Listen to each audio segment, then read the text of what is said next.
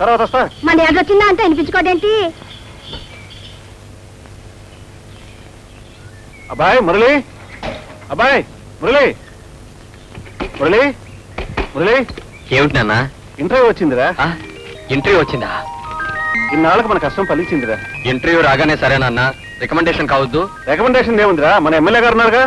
MLA వల్ల కానిది, MP వల్ల కానిది నా వల్ల అవుతుందో మీ పిచ్చి గాని. పైగా డైరెక్టర్ చండశాసనుడు. ఈ పని జరగాలంటే మన వల్ల కాదు. శంకర్రావు అని ఒక ఆయన ఉన్నాడు, ఆయన్ని పట్టుకోండి. ఏ శంకర్రావు అండి? అదేనండి, హైదరాబాద్ లో పనిచేస్తున్నాడు మన ఎక్స్ చైర్మన్ గారు అబ్బాయి. అతని క్లాస్మేట్. అతని చెవులో పడేయండి, మొత్తం ఈ పనులు జరిగిపోతాయి. ఆ శంకర్రావు అండి. శంకర్రావు మీకు తెలుసండి? తెలియకపోవడం ఏంటండి, వాడు మా అన్నయ్య గారు అబ్బాయినండి. అయితే ఇంకేమండి, ఆయన చెవులో పడేయండి, మొత్తం అంతా ఆయన నెత్తి మీదే వేసుకుంటాడు. ఎవరండి? శంకర్రావు లేడమ్మా. మీరెవరండి? నేను అతనికి బాబాయ్ అవుతానమ్మా. అలాగా, ఆయన లేరండి. పోనీ మా నిర్మల పెద్దమ్మ గారు లేరండి? ఉండండి. అత్తయ్య, అత్తయ్య. ఏమిటమ్మా? అరే నువ్వా బాబు? రండి రండి, రారా మురళి. పెద్దమ్మ బాగున్నావా? బాగున్నానయ్యా, రండి. శంకరం ఎక్కడ?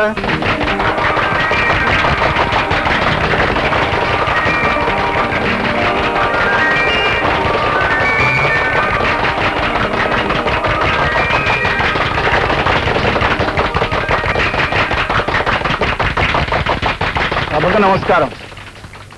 మన నగరంలో సాంస్కృతిక సంఘాలన్నీ కలిసి ప్రముఖ రంగస్థల నటులు, కళాపోషకులు అయిన శ్రీ శంకర్రావు గారిని నగర సాంస్కృతిక సంఘాధ్యక్షులుగా ఎన్నుకోవడం మన సంస్కృతిని మనం గౌరవించినట్టవుతుంది.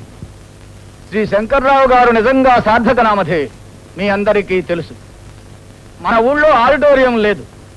ఆ కొరత శంకర్రావు గారే తీర్చాలి. వారు తప్ప మరొకరి వల్ల అది సాధ్యం కాదు. అందుచేత తక్షణం వారి కార్యక్రమాన్ని చేపడతారని ఆశిస్తూ, వారిని అభినందిస్తూ ఒకే ఒక పద్యం చెప్పి ముగిస్తాను. అభినవ శంకరుడని జనులభినుతి సేయంగ తగిన అర్హత గల ఈ శుభమూర్తి గుణగణాలను సభలో ప్రకటించి మెత్తు శంకరరావును.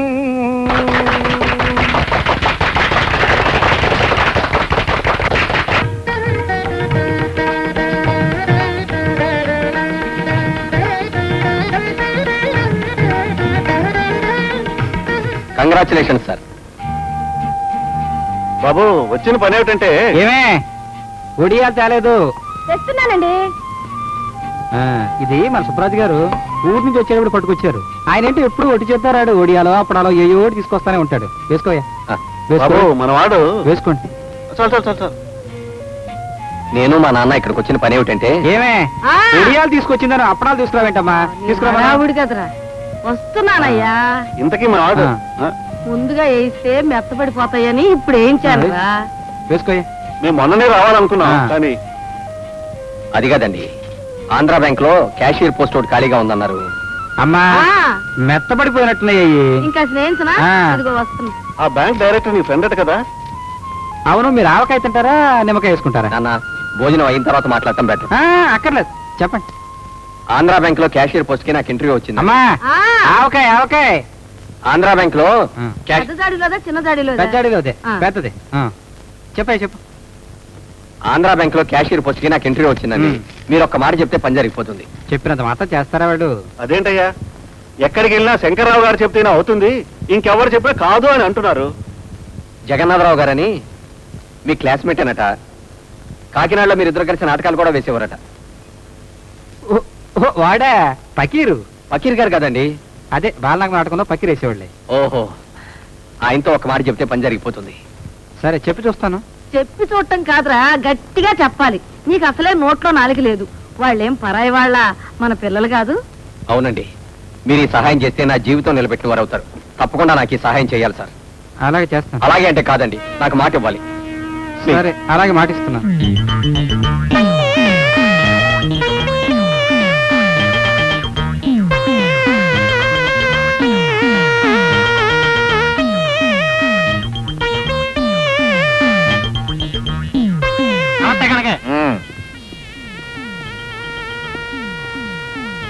నువ్వెందుకు నిలబడతావు? పర్వాలేదు, కూర్చో.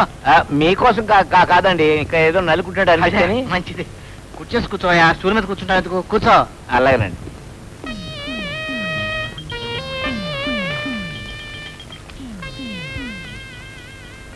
ఏమిటి వాడేమో ప్యూను, నువ్వేమో అకౌంటెంట్వి.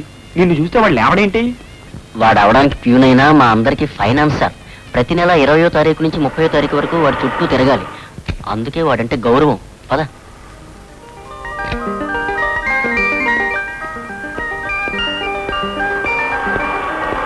ఏమయ్యా కనకయ్య, ఎవరు వచ్చినా నువ్వు లేచి నిలబడవు కదా, మరి శంకర్రావు గారు వస్తే నిలబడతావేంటి?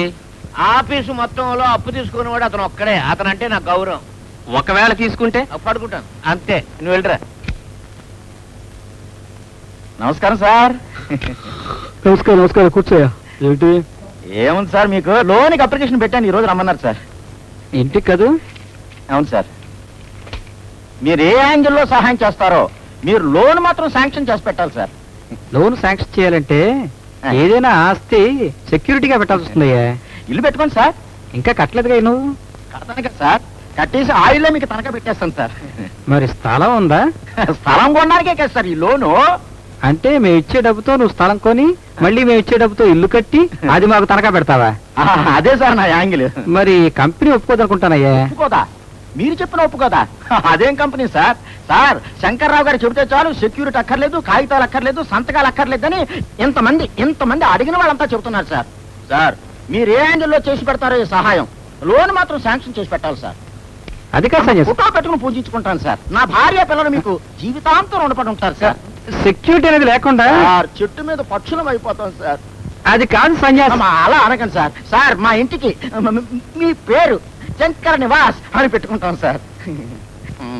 కాదనకండి సార్. మీరు ఏ యాంగిల్లో చేస్తారేమిటో అయ్యా, అనేక యాంగిల్స్ లో నా భార్య పిల్లలు హోల్ ఫ్యామిలీ మీకు రుణపడి ఉంటాం సార్. మీకు చేసి పెట్టాలి సార్. ఈ యాంగిల్ లుక్ చూస్తుంటే మీరు శాంక్షన్ చేసి పెట్టేట్టే ఉన్నారు సార్.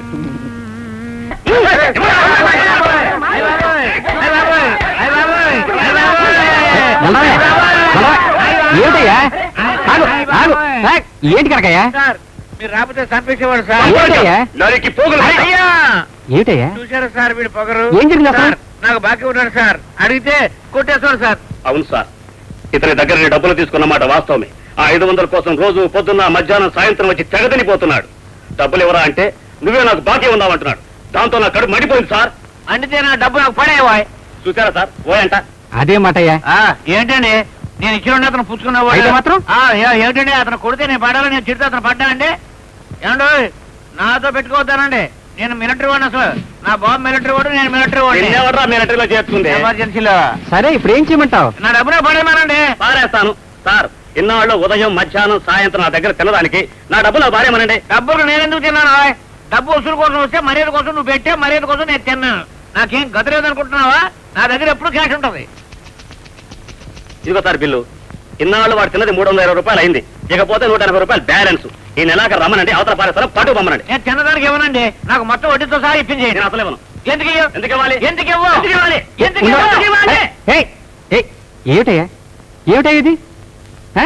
ఎంత అసహ్యంగా ఉంటుంది బయట వాళ్ళు ఎవరన్నా వింటే. ఆఫీస్ కన్నా పరువు ఉంటుందా? సరే నువ్వు తినడానికి డబ్బులు ఇవ్వు. ఇవ్వను సార్. అంతేగా? అంతేనండి. సరే ఇవ్వద్దు. Thanks sir. నువ్వు 500 రూపాయలకి వడ్డీ ఇవ్వవు. ఇవ్వనండి. అంతే కదా? ఇవ్వను. సరే ఇవ్వద్దు. ఇదేం అదేలేండి. నువ్వు తినదానికి ఆ వడ్డీ సరి. షూ. పోతే అతను ఒక నెల రోజుల్లో నీ 500 నీకు ఇచ్చేస్తాడు. సార్ సార్, నెలాళ్ళంటే అతను ఇవ్వకపోతే మీరు ఇవ్వాలి సార్. సరే వచ్చిన నెలాళ్ళంటే నేను ఇక అతను అడగను సార్. మీ దగ్గరికి వచ్చి పట్టుకెళ్తాను 500. ఓకే నేనే ఇస్తాను. వెళ్ళు. ఏమిటే తినకుండా కూర్చున్నావు? తిను. ఒరే అబ్బాయి, నిన్ను ఎవరేది అడిగినా లేదనకుండా కాదనకుండా ఇస్తావు కదా, మరి నాకేం ఇవ్వవేరా? నువ్వేం అడిగావు? నీకేం ఇవ్వలేదే. అర్జెంట్ గా నాకు ఒక ఆడపిల్ల కావాలి. సరే అర్జెంట్ గా నాకు ఒక ఆడపిల్ల కావాలి. ఇద్దరున్నారు కదే. ఇద్దరు ఉండారు. దేనికి? నేను ఎత్తుకోవటానికి పనికొస్తారా? ఆడ నేను ఎత్తుకు తిరిగినంత కాలం మా అమ్మ అని భుజాల మీద ఎక్కి తొక్కారు. వాళ్ళకి నడకొచ్చినప్పటి నుంచి నా ముఖం చుట్టూ మానేశారు. ఆ ఎదురించి మాణిక్యమ్మ నాకే కదా మనోరాలు ఉందని ఇదిగో చూడు అని భుజాల మీద వేసుకుని ఇటు అటు 5 సార్లు తిరుగుతుంది. నేను భుజాల మీద వేసుకుని తినటానికి ఎవరున్నారు? అందుకే నాకు అర్జెంట్ గా మనవరాలు కావాలంటున్నా. ఏడుస్తావు ఎందుకే? ఎవరికేం చేయమంట? అర్జెంట్ గా నాకు ఒక ఆడపిల్ల కావాలి. సరే రేపు పొద్దున ఏర్పాటు చేస్తాను. రేపు పొద్దున ఏర్పాటు చేస్తామే సరేలే ఆ.